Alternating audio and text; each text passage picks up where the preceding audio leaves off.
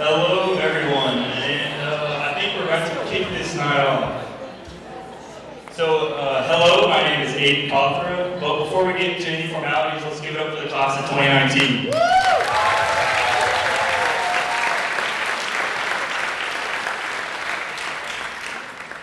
Welcome to the senior banquet, where we get to celebrate the bittersweet ending to our high school career. Now, first off, I would like to thank all the teachers who have helped us get to where we are today, and you will always have a special place in our hearts. We know you love us, even though the grades on the paper don't always reciprocate that true love.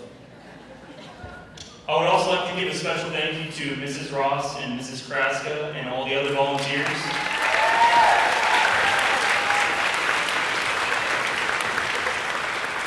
This night would not be possible without them, so thank you again.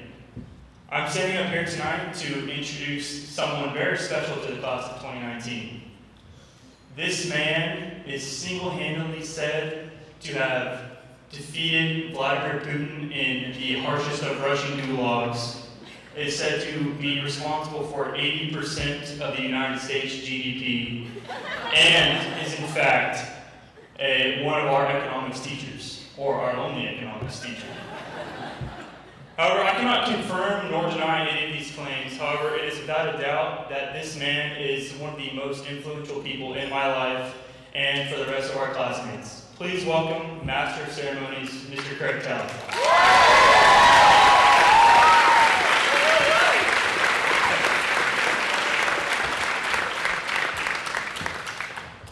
Thank you, Aiden. That was a very nice introduction. You really do know your business. Good evening, ladies and gentlemen, students, parents, family members, teachers, staff, and distinguished guests. This evening we gather to celebrate and honor the Westlake Academy class of 2019. As your Master of Ceremonies, I will be introducing some of these students who will, in turn, introduce our speakers for the evening. But before we embark on our evening of introductions, I'd like to say just a few words about these remarkable students. It has been my privilege and pleasure to get to know the class of 2019 over the past 2 years, and I found them to be intelligent, hardworking, and dedicated students. At the same time, they could be funny, silly, and yes, they even procrastinated from time to time. But they were always caring, considerate, and supportive to each other and to their teachers. I've enjoyed being their teacher and seeing them learn as students and grow as individuals over the years. And it is with both joy and sadness that I'll see them off to whatever bright futures await them after graduation on Saturday. And so, Westlake Academy class of 2019, if I may paraphrase the words of Mr. Stoyanov's mentor, Darth Vader, the circle is now complete. When I met you, you were but the learners. Now you are the masters. Okay, but now let's get back to business and get the program started. Aubrey Smith will be making the next introduction.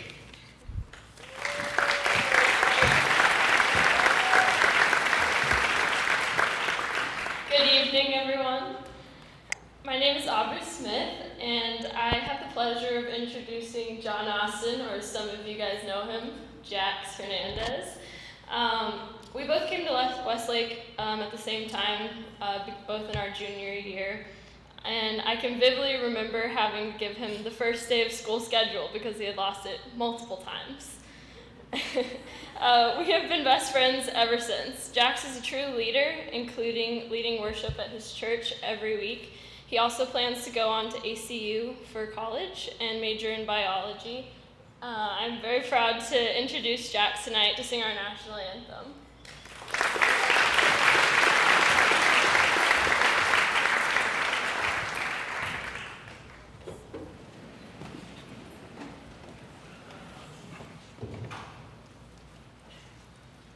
Oh, say, can you see by the dawn's early light what so proudly we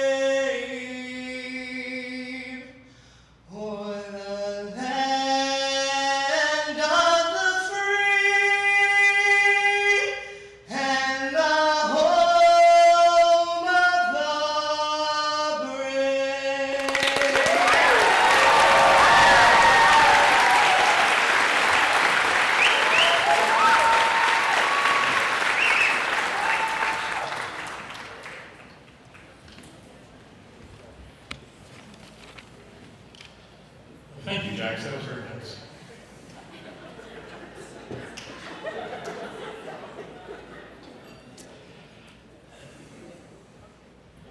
Okay, so our next order of business is Sophia Carino with the invocation.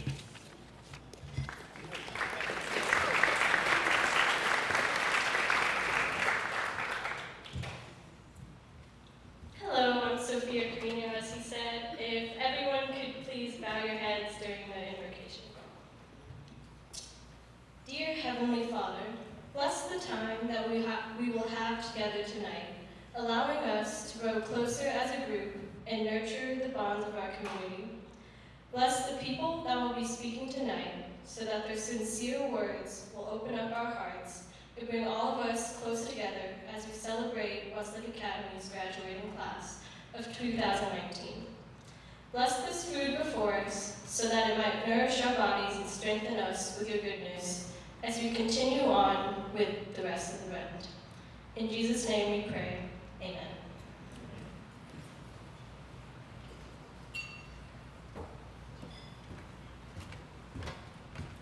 Thank you, Sophia.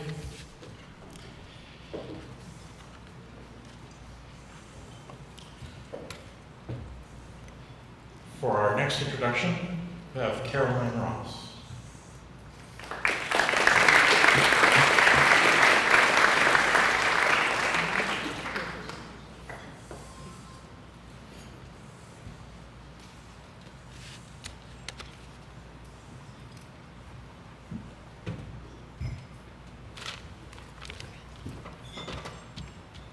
Good evening, everyone. My name is Caroline Ross, and today I have the honor in introducing our very own Mayor Wheat. Mayor Wheat has been the mayor for 10 years and has impacted Westlake Academy and the town of Westlake in numerous ways. Her son, Tanner Wheat, has also graduated from Westlake Academy. Mayor Wheat is always front and center at all Westlake Academy events to show her support and spirit for the town of Westlake. She is also able to give her undivided attention on school and town initiatives, which has created the outstanding community we are fortunate enough to have today. Through Mayor Wheat's leadership, Westlake Academy continues to not only be a top-ranked school in Texas, but a top-ranked school nationally.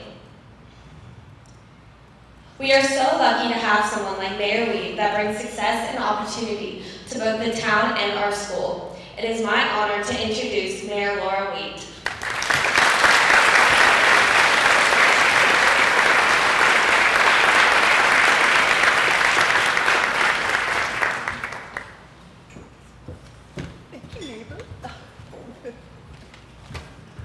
Oh my goodness, what a joy it is to be here with you tonight. I, of course, am here representing our town council and school board, and I know I speak on behalf of all of them when I say just how very proud we are of each of you. At events like this, I just can't stop smiling because I just think about how far Westlake Academy has come, and with you, how bright our future is. So thank you for that. So looking forward to seeing each and every one of you bound across that stage on Saturday to pick up your Westlake Academy diploma. You have worked so hard, and I want you to be sure and savor that moment. Last year, about this time, I had a very rude awakening. I was having dinner with my husband and my two sons, Kyler and Tanner, who were both fairly recent graduates of Westlake Academy. We were talking about upcoming events, senior banquet, graduation, commencement exercises, and I made the mistake of asking them what they remembered that I had said during senior banquet and commencement. You know the answer, right? But for some vague reference to the Tim McGraw song, Humble and Kind, they remembered absolutely nothing. And those are my own children. So, when it comes to you all, I think my chances are slim, but I think the hint in that at least Tanner gave to me was, if I'm going to capture any of your attention at all, it had better be with a reference to a song. And so here goes. I don't know how many of you are familiar with the Broadway show, Dear Evan Hansen. Yeah, good. For those of you who may not be familiar with it, Dear Evan Hansen is a coming-of-age musical. And poor Evan is just a senior in high school who just can't quite fit in, never finds his step. And the music, as you can imagine, is spectacular. But there was one song in particular that really stuck with me, and that's that song, So Big, So Small. And in that song, Evan's mom is sharing with Evan all those big things in his life, all those things that seemed insurmountable at one point in time. But with the passage of time and perspective, those so big things became so small. For Evan and his mom, it was a divorce and a dad who disappeared, and then it was that well-intentioned lie that spun out of control and crashed around them. Those big things shut down the light at the end of their tunnel. But with the passage of time and the acquisition of perspective, those so big things became so small. Now, I have no idea what those so big things are going to be for you, but you're going to have some. Is it the job you didn't get? Is it the relationship that didn't end well? The medical school you didn't get into? Who knows? Maybe it's trouble you got into. There will be those so big problems. Trust me, with time and perspective, they become small. The key is to remember that this too shall pass. And there's another key. The other key to remember is that each of you are surrounded by people, as was Evan, who love him. And they're holding a place for you when you experience those so big things. And they will wait with you while time and perspective wave their magic wand. They will wait with you and allow those things to become so small. Now, this last point that I want to make does not involve remembering anything, so relax, because this is something you already know. You already know that you are an amazing group of young men and women, and you do amazing things on a daily basis. That is not apt to change. Thank you so very much for making it easy to be so proud of you. I can't wait to see you on Saturday, and have a great night tonight. Thank you.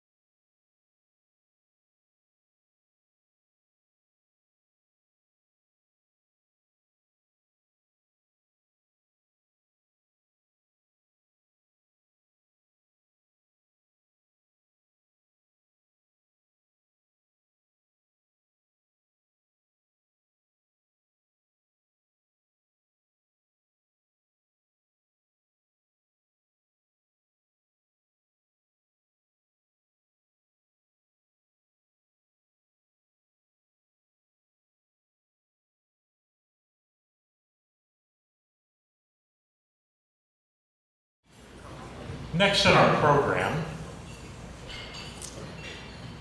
we have a speaker who really needs no introduction.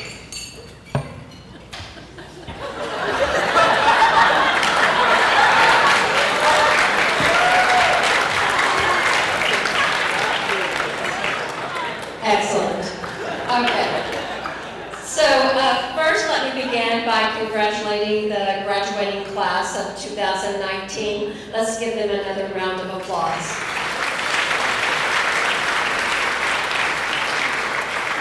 Seniors, I know that I speak for your moms and dads when I say, where did the time go?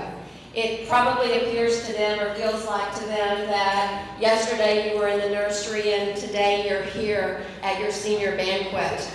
But the reality is that it has been a journey, and it's been your journey. So let's look at a few artifacts. 17% of the class of 2019 began their IB journey in kindergarten.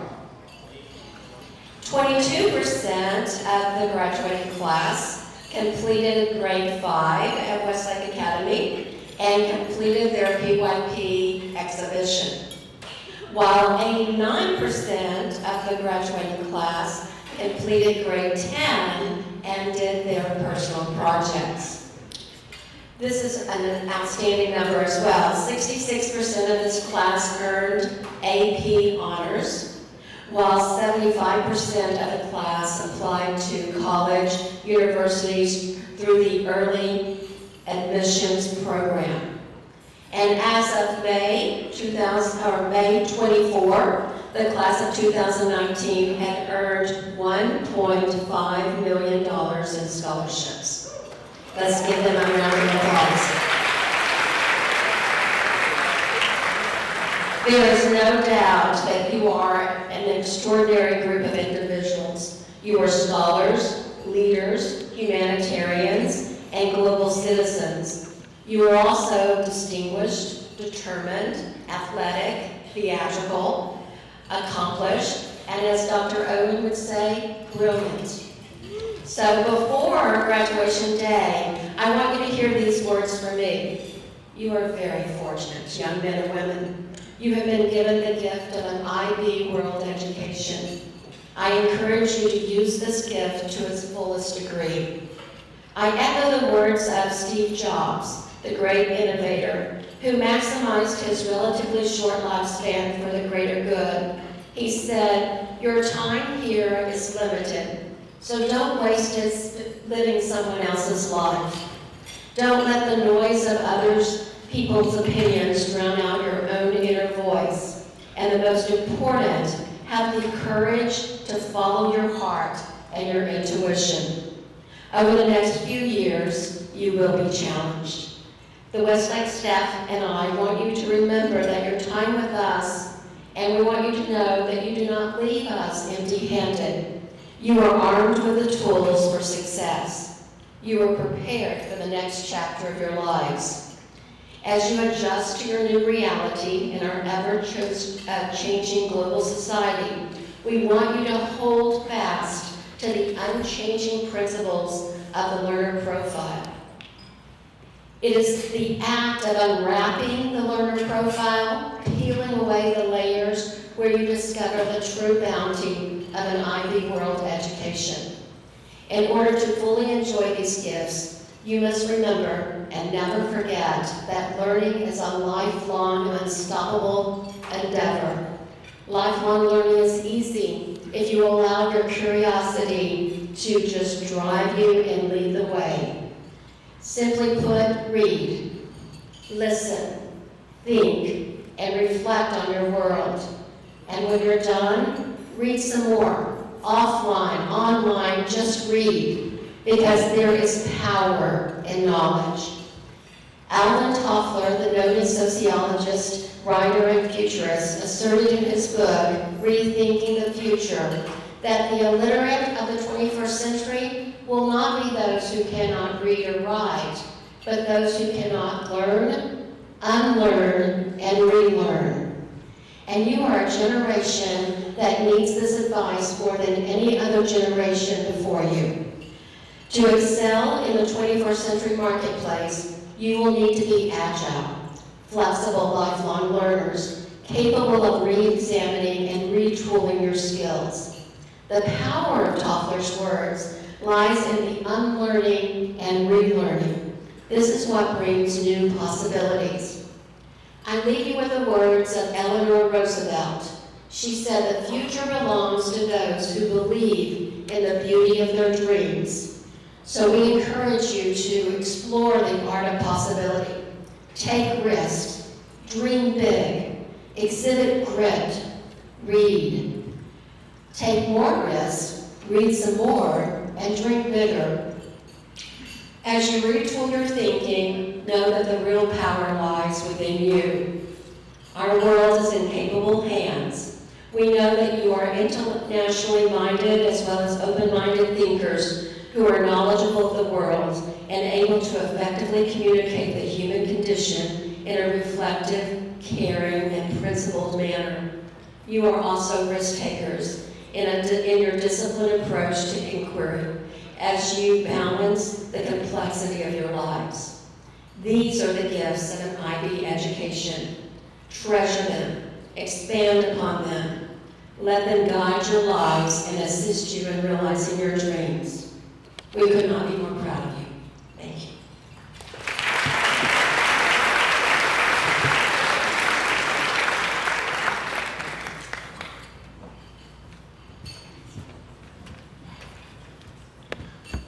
Thank you, Dr. Larson. Okay, next in our program, we'll be hearing from our keynote speakers, and they'll each be introduced by a different student. Our first introduction will be from Emily Henderson.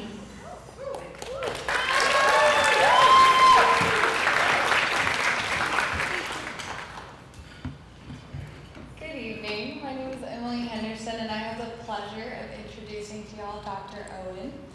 Dr. Owen was without a doubt one of the most influential teachers that many of us have ever had. Not only is he an outstanding history teacher, always pushing us to be historians, even when we're acting like Muppets, but he's also been our wonderful DP coordinator, fighting for an amazing senior year for us, regardless of the fact that we never wear our uniforms. He's given us so much of his time and dedication, and even though sometimes more than half of the grade skips one B-day, we all truly appreciate him so much more than he knows. Dr. Owen always goes above and beyond for us, making sure we're prepared not only for our exams, but for life. He's done this by giving us golden nuggets. His most notable one, to take your shoes off when you're stressed, has really gotten me through some tough times. But most of all, Dr. Owen is so incredibly influential because of his unwavering commitment to instill in each and every one of us just how brilliant we are and how far we'll go. It is my honor to announce the man, the myth, the legend, the Dr. James Owen.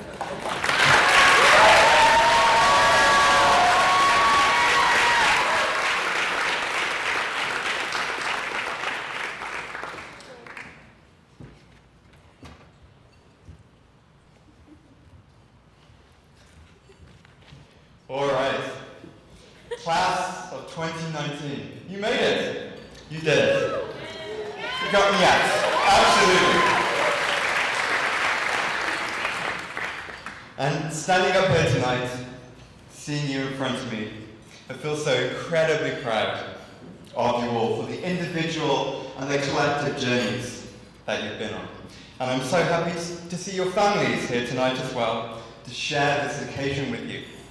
So to the families of the class of 2019, I want to say thank you for all this support you've given these incredible students at home and on campus too.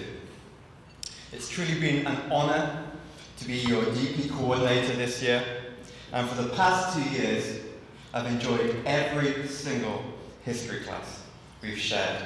From learning about George Washington's farewell address, to David Hasselhoff's virtuo performance next to the edifice of the crumbling Berlin Wall, via Lincoln's Gettysburg Address and Kennedy getting those missiles out of Cuba. I still can't quite believe we'll never have another history class together. In fact, this time last month, when I just completed my last review session with you all, I actually promptly got sick. And I began to fear that there was some kind of symbiotic relationship between me teaching you history and my ability to function as a human being. Lying in bed that night, sniffling, wheezing, not sure whether to reach for the Theraflu or the 1947 Marshall Plan. I even began to idly think about how I could use this evening's speech as one last hurrah of a history lecture. As you're the class of 2019, perhaps something centennial would work, though I think we've already exhausted the 1919 Versailles Treaty and the 1819 Adams-Onis Treaty, which hardly sets the pulse racing, just wouldn't do either.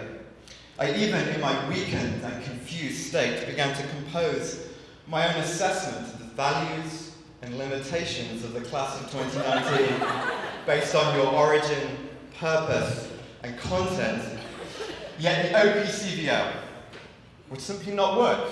There are no limitations to the class of 2019, especially when its content is 65 truly brilliant people. Of course, I needn't have worried. A few days later, I was restored and refreshed by the determination, tenacity, and teamwork that you showed at the Oasis at the town of Westlake, studying your IB exams, which you rocked, by the way. And Woodrow Wilson, president, of course, during the Treaty of Versailles, he once said, "I not only use all the brains that I have, but all that I can borrow." Looking back over our time together in the Oasis these past few weeks, this seems to be opposite, as you reviewed, quizzed, and generally hustled together. In those moments, the Oasis was a microcosm of what learning at Westlake is all about, inquiry. And I was so proud of you every time you marched, swaggered, sometimes crept a little bit nervously into the exam room. There was one particular moment, though, from our time together at the time, that stands out. This was when 4 of you, and I won't name names, when 4 of you inadvertently became trapped inside one of the offices next to the exam room, less than 1 hour before your next test. With the lock jammed, security seemingly unable to open the door, and my Fitbit showing a pulse rate that was comfortably in the 3 figures. The 4 of you remained wonderfully happy. Even when the engineer started removing the ceiling panels, and I was picturing myself, like Bruce Willis in Die Hard, shimmying through the air vents, ready to drop off the resource booklets and calculators so you could take your exam. The 4 of you were the epitome of calm, and the message was clear: nothing could faze you. And when I think back to my 2 years spent with the class of 2019, this phrase, "nothing phases you," rings true time and time again, from the ups and downs and ups, once again, of your college applications, the bruising barrage of IAs, EEs, IOCs, via the inhospitably cold senior retreat. You not only hung in there, you excelled.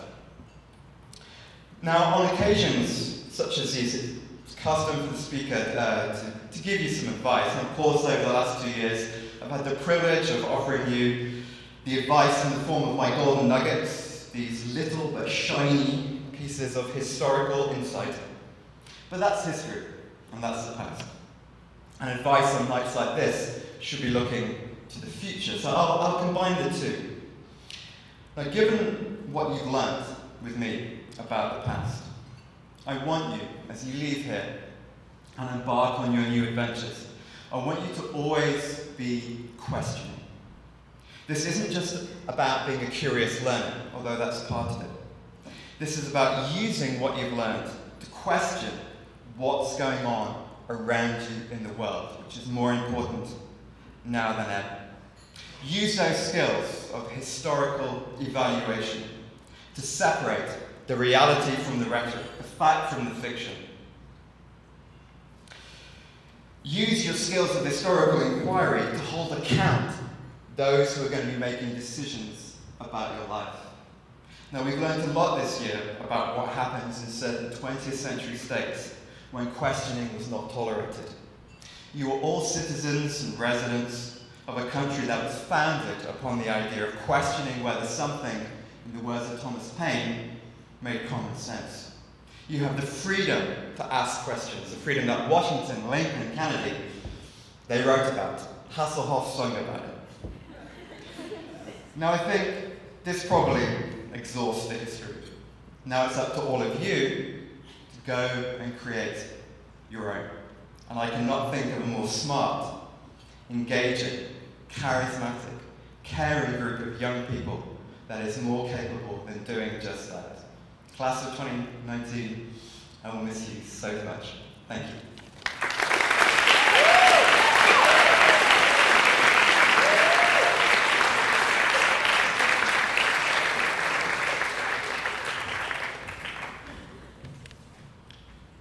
Thank you, Dr. Owen, for that truly historic address. Our next introducer here will be Myra Hussein.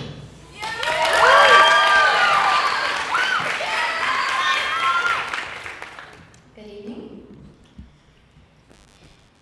Senora Morales is one of the most admirable, caring, funny, and amazing teachers I have ever had the pleasure to come across. From constantly entertaining us in the early hours of our day with theatrical monologues, to threatening to give us Saturday school if we don't finish an assignment within a 90-minute class period, she has shown us different sides of her that I personally have come to appreciate and love so much. One of my favorite memories of her is when she popped a tire on the way to school and she came in late, and not a single tone of her voice showed any stress or tiredness. In fact, Dr. Owen seemed more stressed than her, if anything. If anything, she seemed energetic. She came in and belted niños at the top of her lungs, like she always does, and she seemed unfazed and ready to start the class for junior year.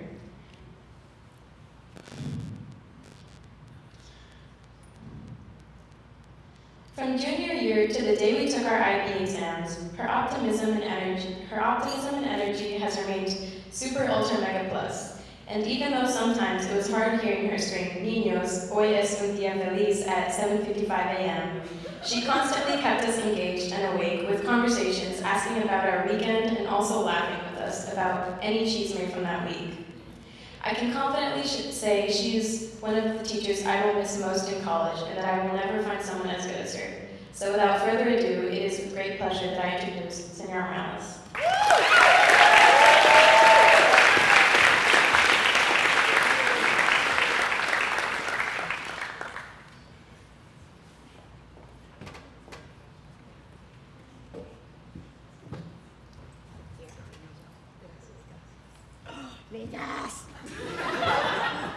You know what I was gonna do, right? I was gonna bring my stool from my classroom to be like, "Yes!"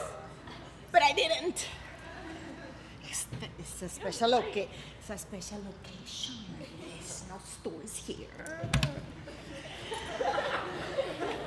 Good evening, everyone. How's everybody doing?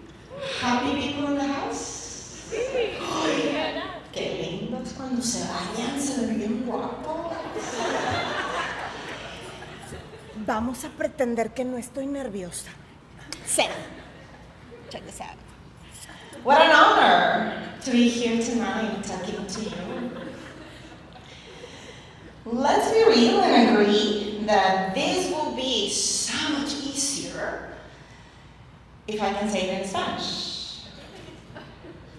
But since I can't, let's do it in English.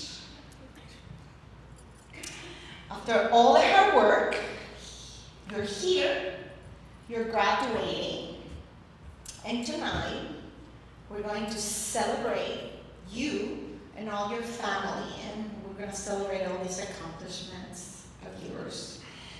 It is a real privilege to be here talking to you, and ever since I knew that I was going to speak to you, I've been thinking and thinking y pensando y pensando y pensando. What do I say to my niños in this special occasion? Así pensando, ¿qué les digo? But it has to be relevant, it has to be important, but also it's gotta be meaningful, and it needs to be funny. ¿Verdad? Funny. Because you know, funniness is my language of love. Funniness. Harold, I am the funny one. But actually, Dr. Owen is, and Mr. Talley. And I try to be funny. Most of the time I fail. But from time to time, I giggle from too. But really, no, for sure. I've been thinking what to say to you since I found out that I was going to speak tonight. And I'm going to be very sincere. When I found that I was going to talk, I felt fear. I was like, oh. It's a lot of responsibility, and it's really important to do it and to do it well. And I'm going to be honest again, and this is kind of intimidating. And the wise words of Ms. Harrell, it's not the same talking to kids than it's to talk to adults. Kids will laugh at your jokes because you're the teacher. But adults don't. Adults will be like,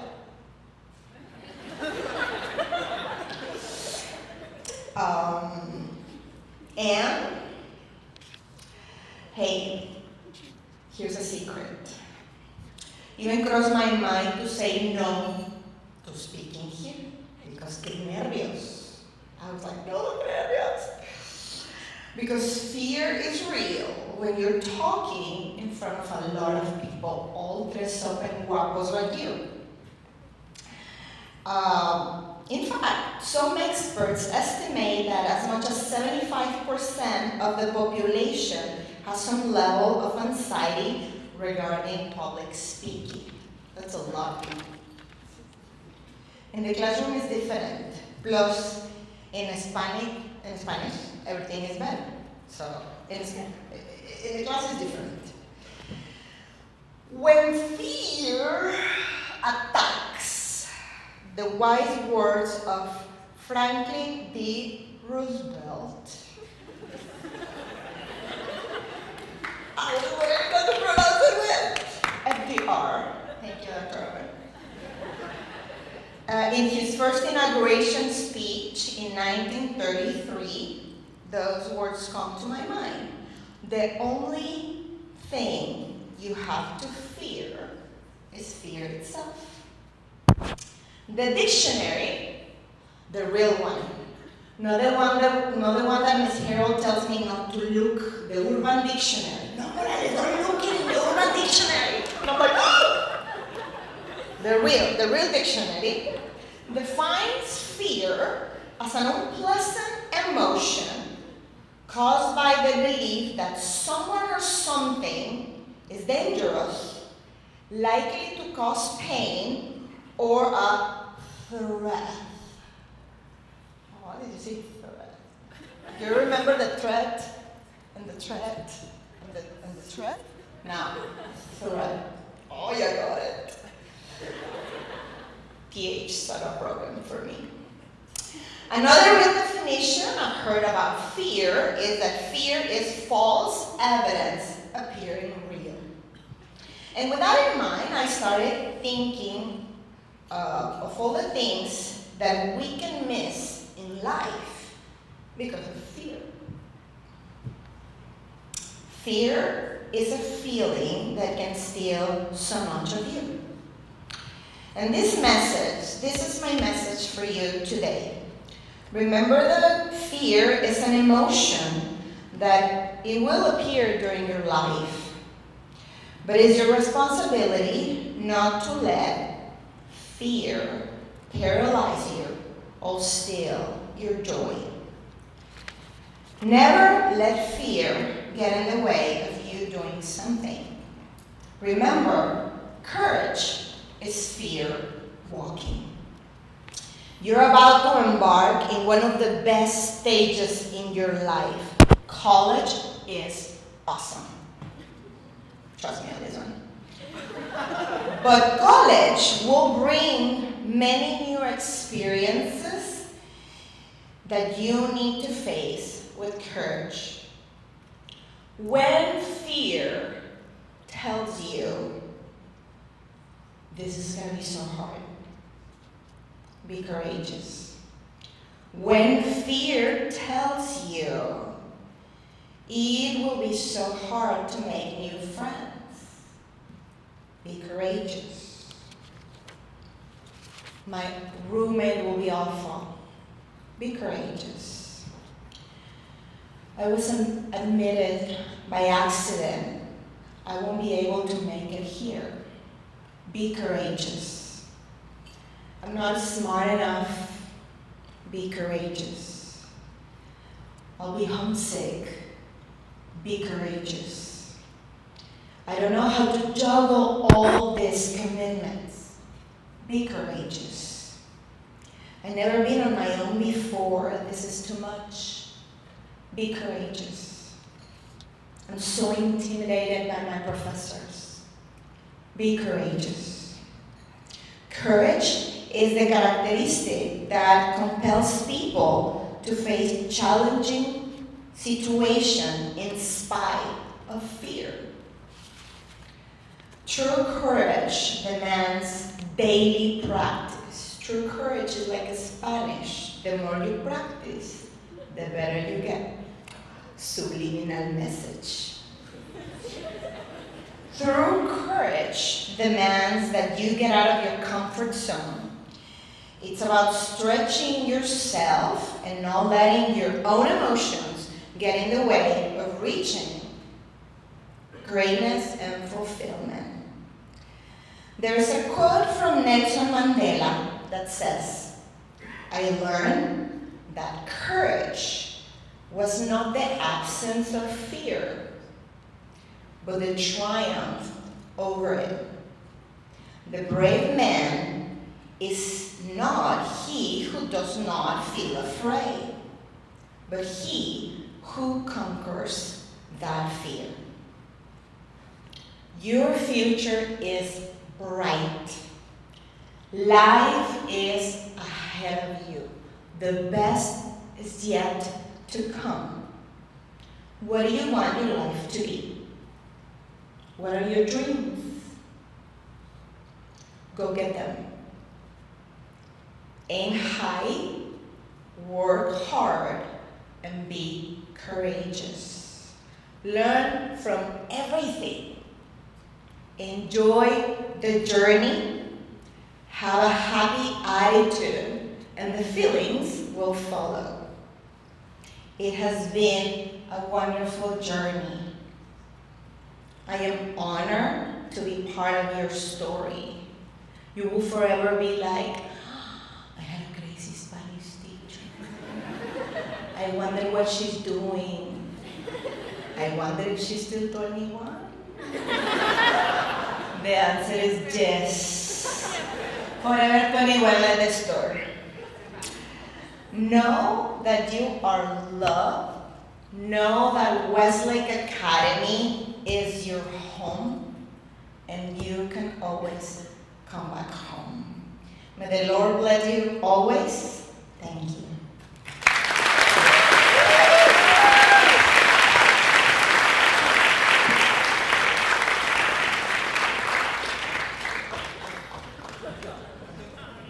Thank you, Senora Morales.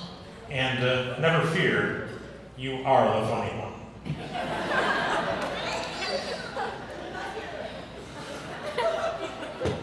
And for our next introduction, Stratford Small.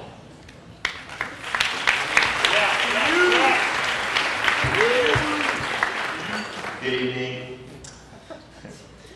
When Miss Harrell first asked me to introduce Miss Thomas tonight, I said yes without hesitation. I didn't think to ask some pretty crucial questions, like what exactly this job entailed, how long this speech was supposed to be, what I was supposed to say, and so forth. But then I realized I had nothing to worry about, because when you speak about someone you love and about someone that loves you, all that stuff comes pretty easy. Miss Thomas teaches us more than just math. Miss Thomas teaches us life. Apart from learning about numbers and calculators, we learn everything from how to set a thermostat to equilibrium, to what screw the pooch means, to the importance of caring for those around us. Miss Thomas teaches us how to be better listeners, better students, and better people.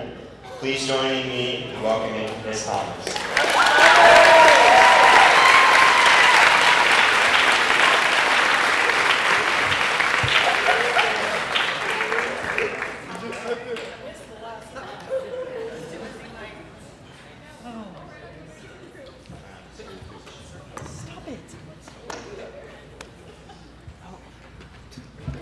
Senora, you forgot. Oh, I gotta talk in this.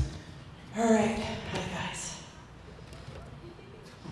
Good evening! Just woke some of you up. All right, I got some fancy shoes on tonight, and so far I've managed to not trip, so I'd call this a success in progress. Did you know that women voluntarily wear heels?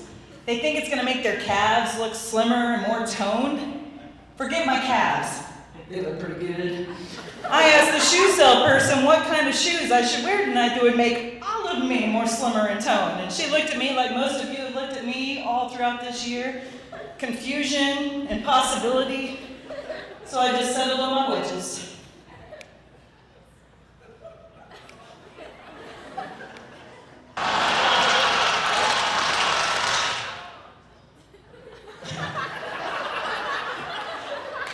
The drum got left out there. You know, the whole boom.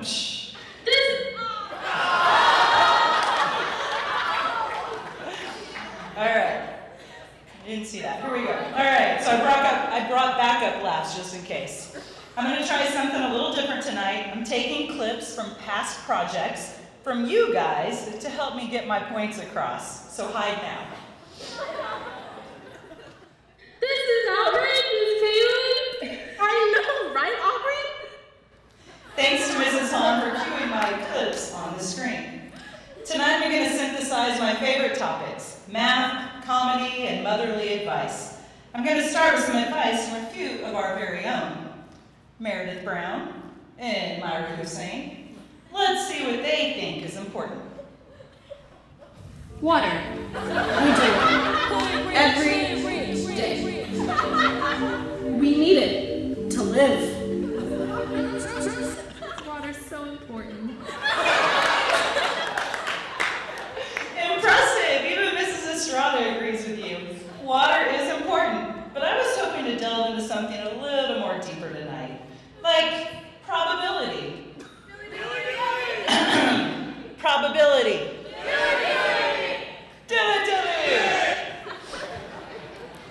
I've invited a few of my friends to help me explain exactly what probability is. Take it away, Jill and Julia. You might think I learned AQR. Thanks, Miss Thomas. This is so useful to people like, wow, she's a really great teacher. Probability equals number of ways it can happen over the number of outcomes that it could ever be. It's so easy, easier than it could ever be. Probably should have been an area model show of possibilities. But hey, a tree works too. Ladies, you nailed it. That's all right. I'm here to tell you that the way to increase your probability of happiness is to give yourself access to the greatest number of possible outcomes so that your ratio, that's a fraction, the positive outcomes over the total possible outcomes is in your favor. Are you all ready to learn how? If you want to learn, put your hands up to the sky. At least two of you want to learn. All right. I believe the biggest influences on your probability of happiness are your choices. Life is all about choices. It's estimated that adults make about 35,000 choices per day. Welcome to adulthood. And each one of these choices shape our lives in some way. So how do we increase the likelihood of making good choices and therefore increase our probability of happiness? By maximizing positive thoughts and influences, minimizing negative thoughts and influences, and always keep going. So first, let's address the need to change our thoughts. I believe that the foundation of our ability to make good choices is your self-esteem. Your self-esteem often determines what you consider yourself capable of and worthy of. Some of you have had negative things spoken over you by friends or family members, or about what society says you should be, and these lies in your head, they become truth. So let's redefine that truth and replace the negative voices with these positive voices. You're not defined by your hairline or your waistline. Your beauty is far beneath the surface. You are more than your worst mistake, and that mistake does not define you or make you less than amazing. And those of you that have endured pain because of other people's selfish choices, that's on them, and it's not a reflection of you. Your best is good enough, and perfection is unobtainable. And the people that are out there acting like they're perfect, they're full of it, and they're compensating for some kind of shortcoming. And lastly, you are loved, you are lovable, you're worthy of unconditional love from others. Next, let's address the needs to be careful with our influences. You see, another thing that can cause us to make bad choices and therefore lower our probability of happiness is the company we keep. As you go off and begin making new or additional friends, you get to choose what kind of people you want to be your people. We often become like and make choices similar to those that we choose to be around. Think it doesn't matter? Let's talk some math and see how other people's negative and positive choices can have an impact on you. I want you to think about a probability tree. Everybody see it? Remember how we multiply down the branches to find the probability that both event A and event B will occur? All right, this is a little bit of a stretch to make the application, but stay with me here. So let's say you're giving 100%, right? And the other person down the branch is giving 100%. So what's 1 times 1? 1, so 100%. That's our probability. Now, what if you're giving 100% and the next person's giving 50%? So 1 times 0.5, what's that? 0.5. Your overall probability just went down to 50%. So look for people that are going to increase your likelihood of happiness and not decrease it. Finally, wouldn't it be great if we were perfect and could make good choices all the time? Unfortunately, we all make bad choices at some point. Maybe it's simple as not studying. Maybe it's something much more important. How will you handle the setback? I have one last special guest, your old classmate, and it's with his permission that I show this. Today in the studio, back from his orthodontist appointment, we have Isaac Ballard. How are you doing? Doing great. Glad to be here. Dropped out of Westlake, and then I came to Timber Creek, and then I dropped out of Timber Creek. Then I did online school, and I dropped out of that. And then I did homeschool, and then I dropped out of that.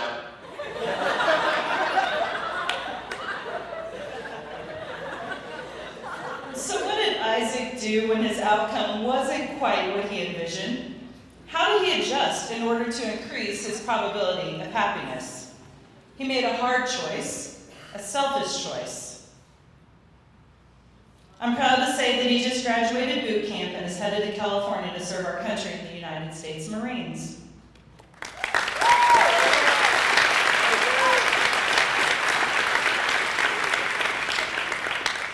Y'all, all the cliches are true. When you get knocked down, get back up. You got lemons, make lemonade, etc., etc. But there's a key, and that key is a choice. It's a choice that you make. It doesn't just happen. Skinny people don't just put on heels. They made a choice somewhere along the way to exercise or not eat the dessert in front of you tonight. Just kidding. I mean, eat your dessert. All right, I ate my dessert, clearly. All right. So go, make good choices, believe that you are worth good choices, and when you fall short, we all do, remember that you are worthy of another chance. You just have to make that choice. And finally, gig 'em to all of you who are joining the Fightin' Texas Aggie class of 2023.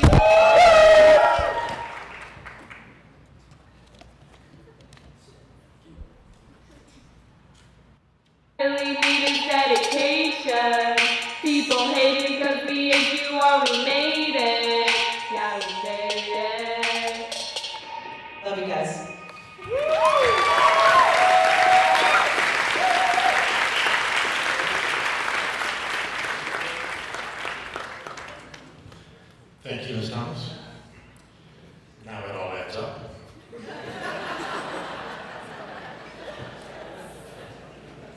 Our next introduction will be from Emery's Robinson.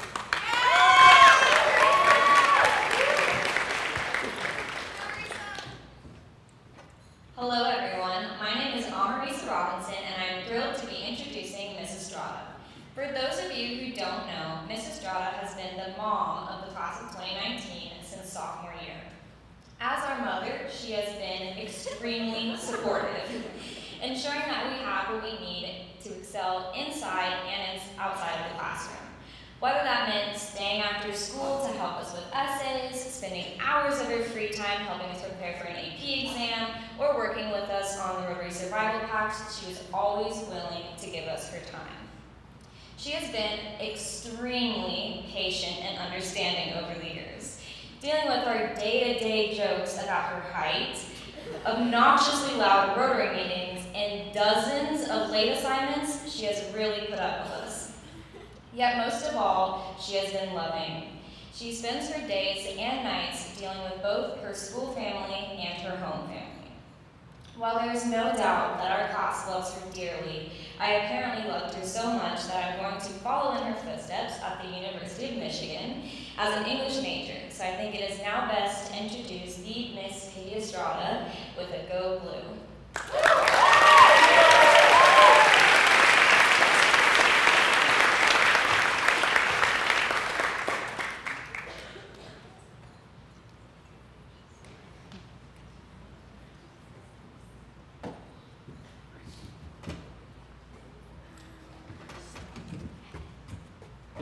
Dr. Bryson, I like this podium so much better than the one we have at school, where I need a stool. Okay, so I promise you that Amarisa and I did not coordinate this, but she touched on some things that are definitely in here. So over the past few months, I have thought a lot about you all and what I wanted to say to you all tonight. And I found myself in the place where I always think you're the cutest. I've even had Miss Carol take pictures of you when you're quiet and you're writing and you're thinking. You look so cute when you're trying to write essays. So I found myself in your place, and I realized remembered what it felt like to feel like I had copious amounts of diction, but I just couldn't figure out how to put on paper what I wanted to say. So I have a thesis statement for you that I know that you're going to appreciate right away. So this one, I don't know what you think of this. It says, I hope this speech will paint a picture for you that brings to light a deeper meaning.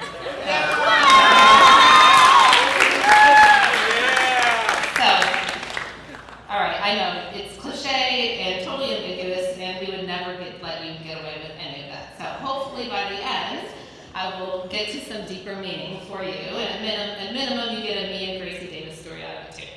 So, I was lucky enough to teach you all for both 10th and 11th grade English, and at first you were almost uncomfortably perfect. You were quiet, and you were compliant, and I don't know if you remember this about yourselves, but you were. But thankfully, you turned out to be totally normal teenagers that high school teachers want to teach. You came out of your shell and you pushed your boundaries, especially with some pretty smart ways to try to get around the uniform. So I have some examples that are my favorite. Where should I start? I like the feigned misunderstanding first. Aren't DP students allowed to wear college sweatshirts when you're a senior, but you're juniors?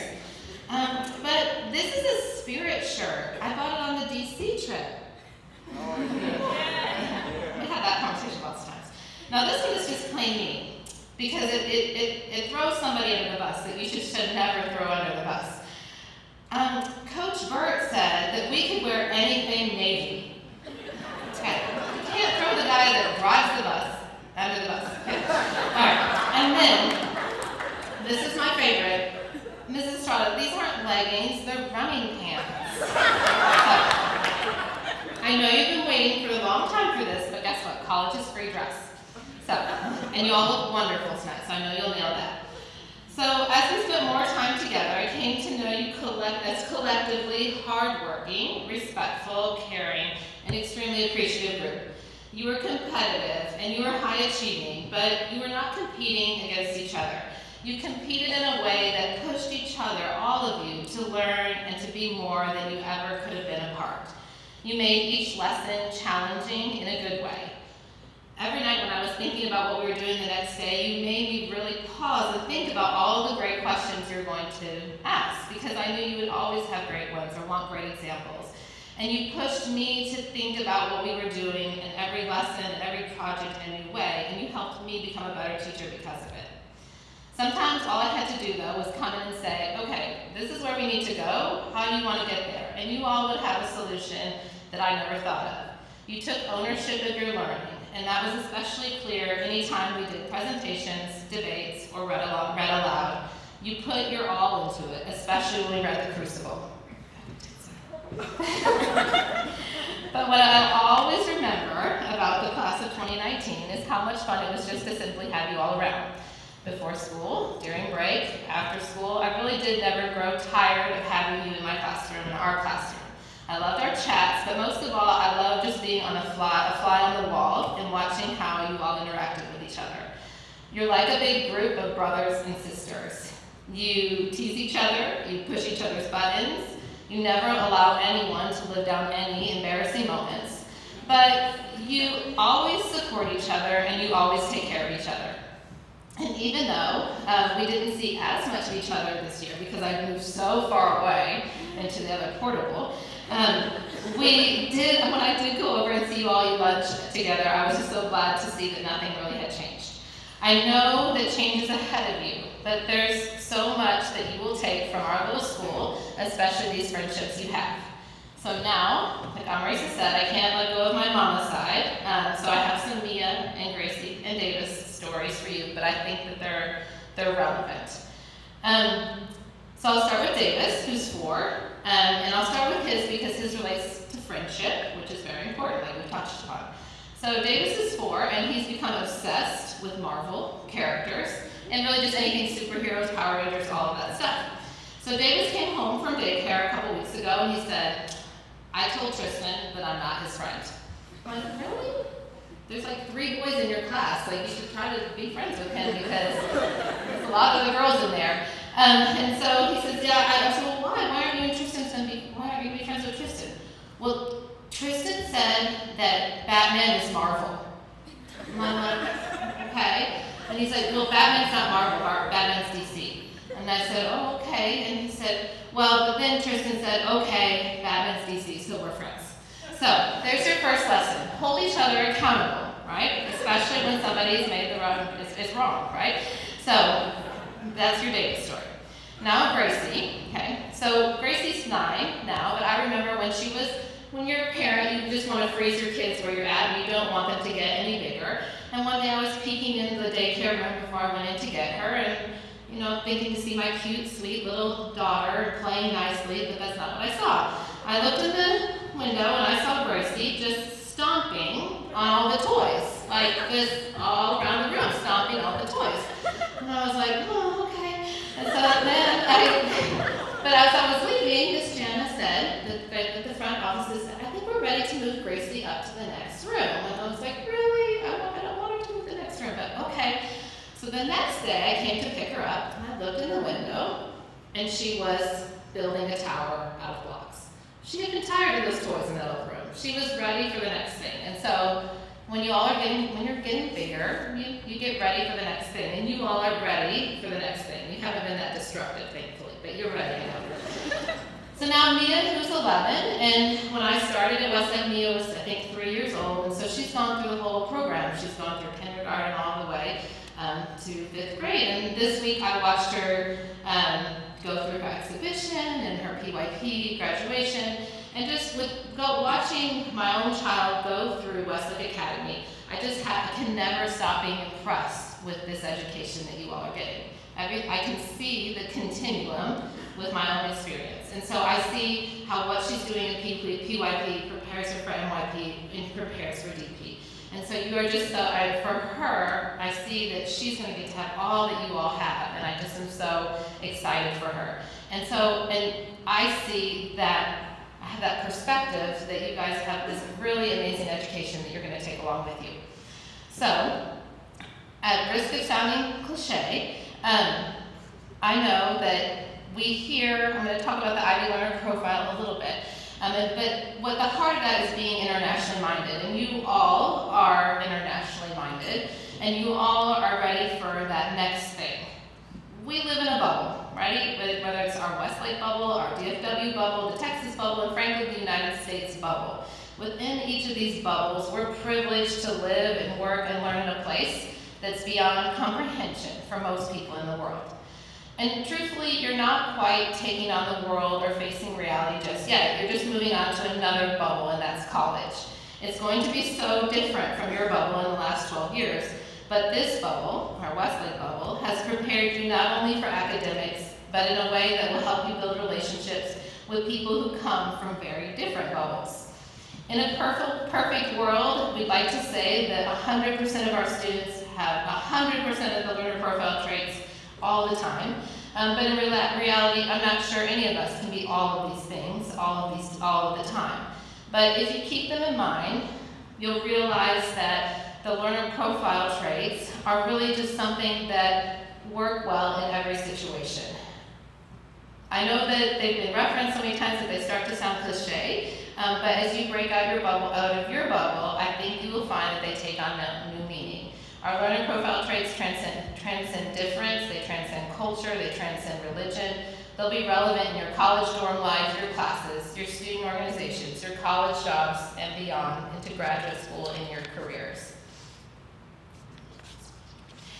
So as you go out into the world to truly test your international mindedness, keep your learner profile traits in mind. They'll help you build new relationships, appreciate new places, and overcome new challenges. If all of us were striving to be principled, knowledgeable thinkers, open-minded, risk-takers, inquirers, reflective, communicators, and caring, the world cannot be anything but better. So my last couple words of advice for you is, I know that we talked a lot when we were in 10th grade and 11th grade that you were never going to get into college. You felt like we were just so harsh with the grading and you're just never going to get into college. Well, that's truly not true. You're going to college. You're going to do awesome. But with all of those credits and everything that you've earned, don't waste it. Don't just race into adulthood. Focus on the books. Focus on the learning. Go to class. All the grades will follow if you just do those things. Don't take the shortcuts. Enjoy it. You've got this. And just like you were worried that you wouldn't get into college, you'll get the next thing. You'll get the graduate school. You'll get the job. All of that. And come back and tell us all about it.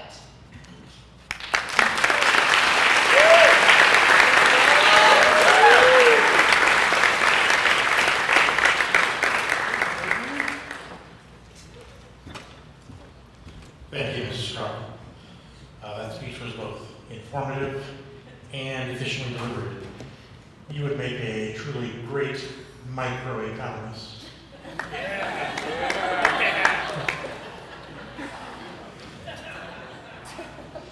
Our next introduction will be from Maggie.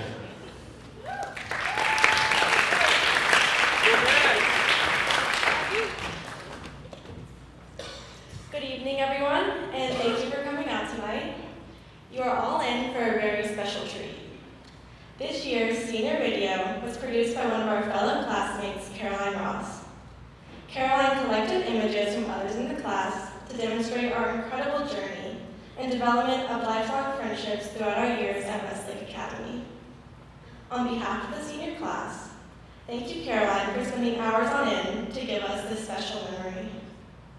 With no further ado, it is my pleasure to present to you the senior video.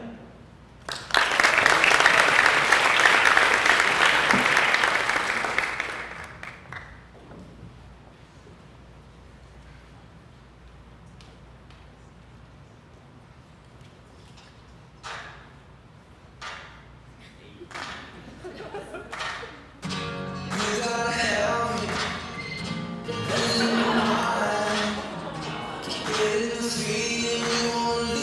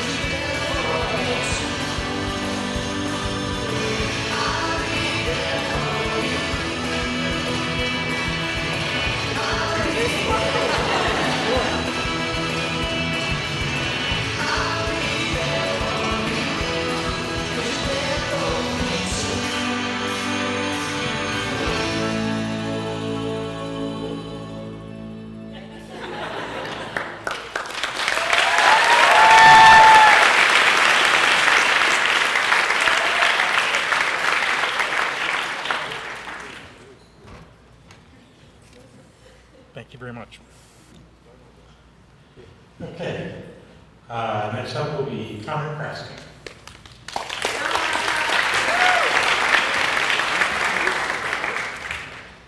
Good evening.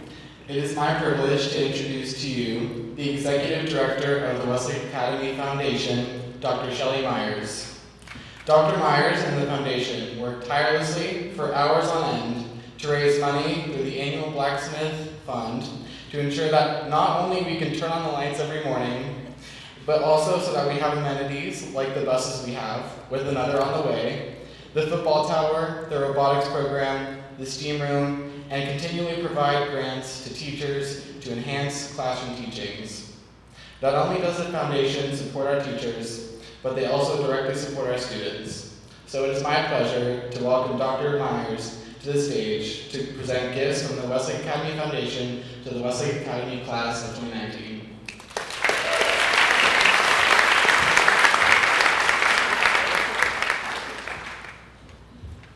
After that video, the ultimate gift in action, class of 2019.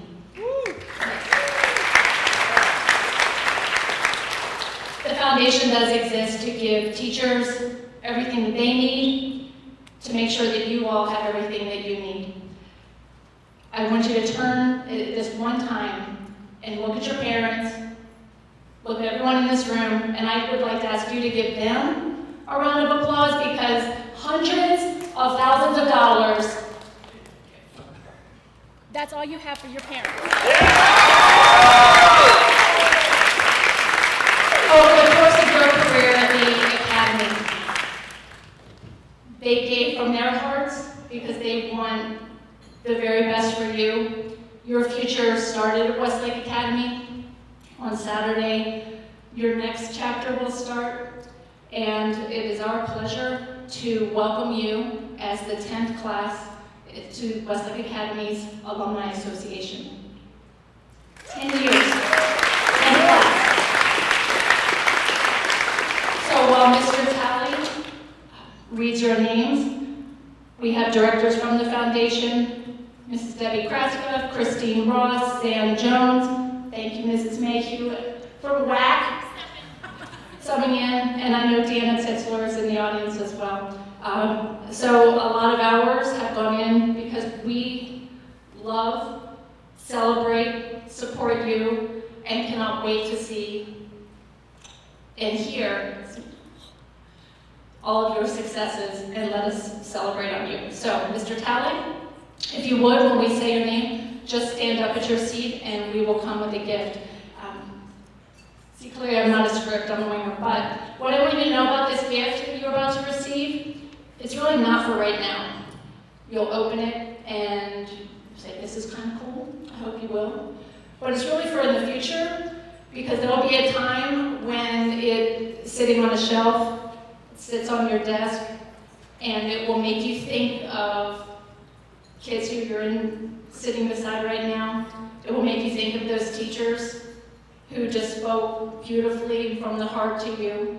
It will make you think of Westlake Academy.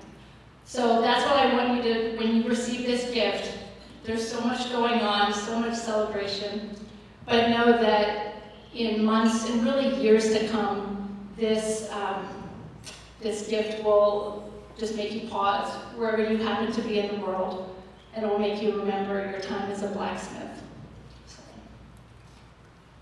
Thank you. Okay, when I call your name, please stand. Trevor Atkins, Luke Albritton, Marshall Baker, Hunter Bernard, Samuel Beecham, Nick Bellinger, Luke Berteau, Serge Bhatia, Manny Brazil, Meredith Brown, Omar Bakari, Mauricio Canales, Sophia Carino, James Cavazos, Aiden Coffra, Alex Chen, Braden Darris, Meredith Donato, Kevin Dooley, Jill Egley, Jillian Foltz, Danny Ganesh, Delaney Gaston, Grant Gibbs, Avi Gupta, Emily Henderson, Jax Hernandez, Myra Hussein, Zaki Islam, Samuel John, Maha Kursit, Story Kimura, Cassidy Preston,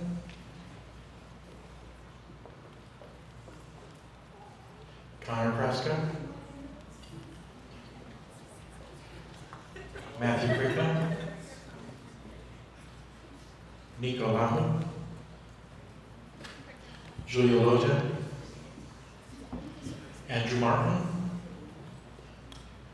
Daniel Martinez Murillo, Mackenzie Matthews, Emily Mayhew, Amanda Mendonça, Hannah Messner, Maggie Moore, Ashley Mutami, Reese Nicholson, Lee Liotta, Reed Olson, Macy Orman, Anishka Peter, Carson Roberts, Amarisa Robinson, Nick Robinson, Caroline Ross,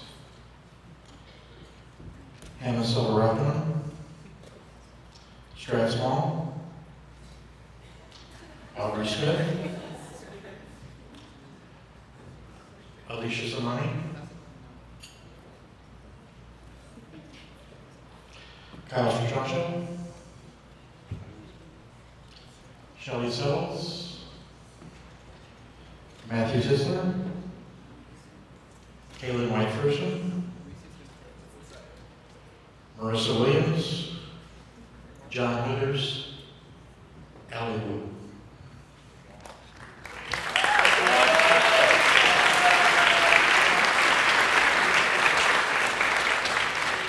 Thank you very much.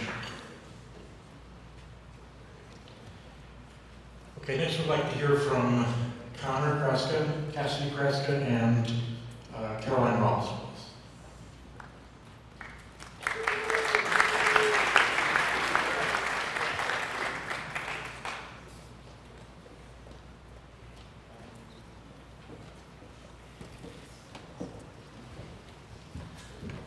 We would just like to take a moment to appreciate our senior moms. So would Mrs. Kraska and Mrs. Ross please come up to the stage. They have worked also tirelessly for hours on end to make sure that all of our senior activities and all of our ceremonies and everything have gone smoothly. So give them a round of applause.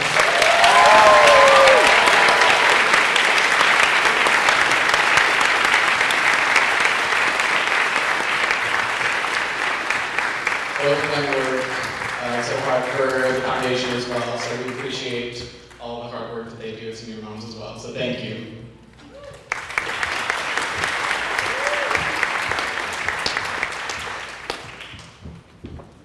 Thank you. And now the moment you've been waiting for, our final introduction of the evening from Matthew Tisler.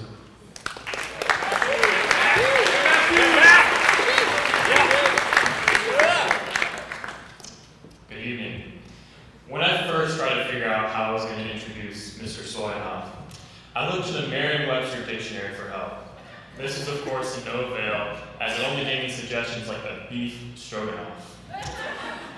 Instead of looking for help from the internet, I decided to remember experiences that I linked our principal with.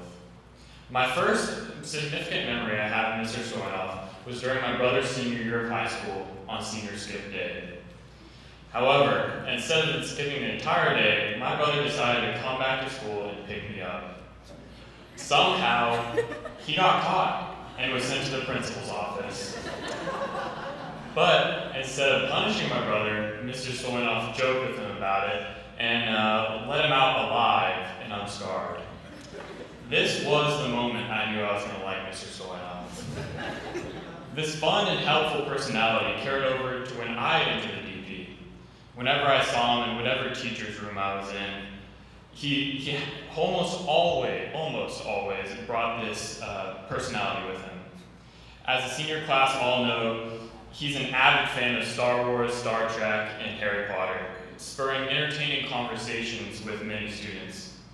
Aside from these conversations, he showed this personality when he had to deal with us, especially when we made the Burt Institute of Higher Learning, or our senior lounge. But I will remember him most through all the impact he made on my schoolwork and collegiate choices. Like Mr. Soyanoff did, I planned to study classics, and without all of his help, I would definitely be ill-prepared for what lies ahead. And I know this is not just for me, but every senior in front of me. So when I define who Mr. Soyanoff is, I will no longer struggle to find something else other than Stroganoff in my searches, but I will know that he is a lighthearted and helpful academic who is devoted to make sure all of his students get where they strive to be, like he did for all of our class. Please welcome Mr. Stacy Soyanoff.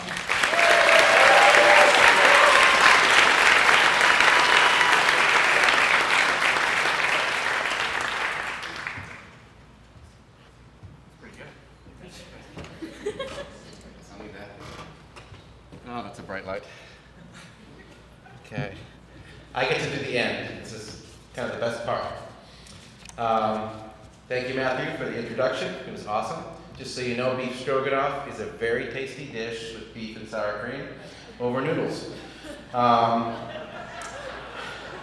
get the honor of saying a few closing remarks. Many of them have already been said.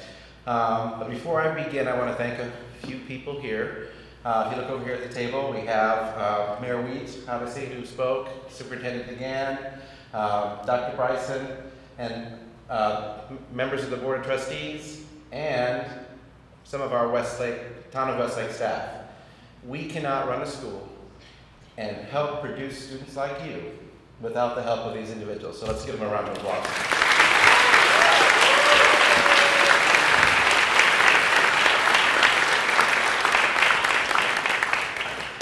Seniors, I will say it has been an amazing year. It went by fast, honestly. I literally feel like senior retreat just happened. The spring semester went by so fast. I think about the beginning of the year and seemingly every week a new request for a senior privilege. There's always one. I think about the bill. Thank you, Coach Birch, for inspiring the Burke Institute of Higher Learning that was mentioned. Mr. Meyer every week would come by my office and say, when are the seniors going to take down the tent? It lasted for quite a while.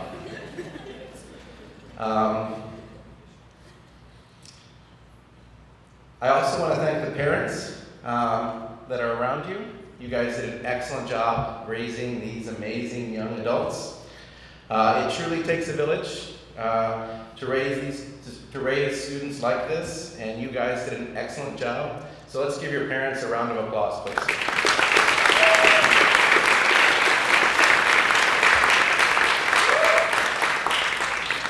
I also want to thank the DP teachers who, obviously some of them spoke on your behalf today. The presentations were excellent. DP teachers, please stand.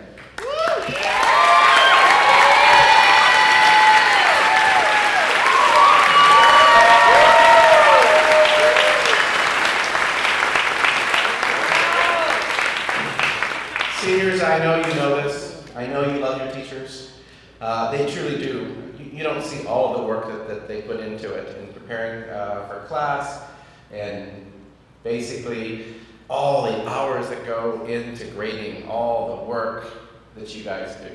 And you've done a lot of work. If you think about how much you've written in the last 2 years and how much has been graded in the last 2 years, it's a lot. These teachers every weekend send me texts or pictures of them grading papers, right? You've got Dr. Owen, you've got Miss Harrell, images of them sitting at home grading all these essays, right? Mr. Talley here, he's at school at 4:30 in the morning every day grading papers. These teachers didn't just teach you. That was the first part. But they really did prepare you for college and for life. These teachers, these are your students, and I know you're extremely proud of them. Let's give them one more round of applause.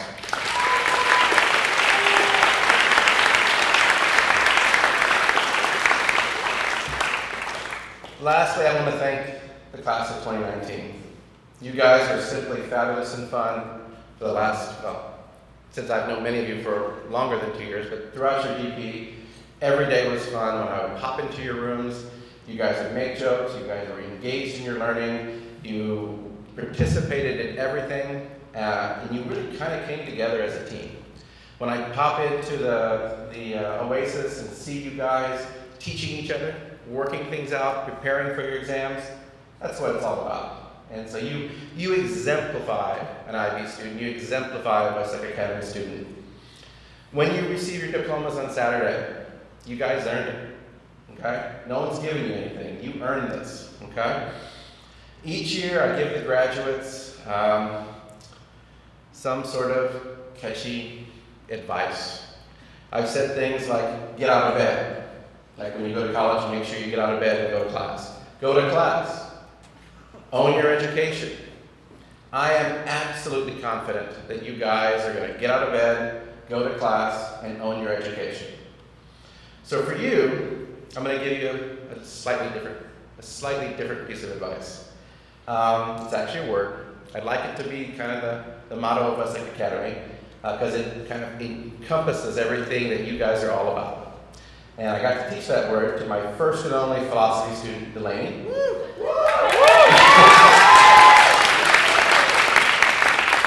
That word is arete. Say it. Okay? It just means excellence in all things. It's a Greek word. We read it in Plato. And you guys embody that word. You absolutely do. You are filled with different types of excellence. So my advice to you as you go off to college is to embrace your arete. If you do this, you will achieve your goals and you will always have joy in your life. Let's all stand, not the seniors, let's all stand and celebrate the soon-to-be 2019 alumni. Congratulations to the class of 2019.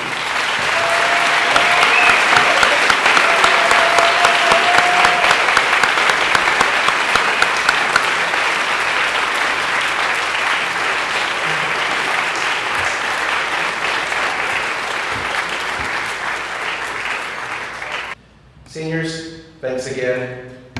We will miss you. We want you to come back. We hope you come back every year and visit us. So thank you so much. Thank you all for coming. Have a great evening.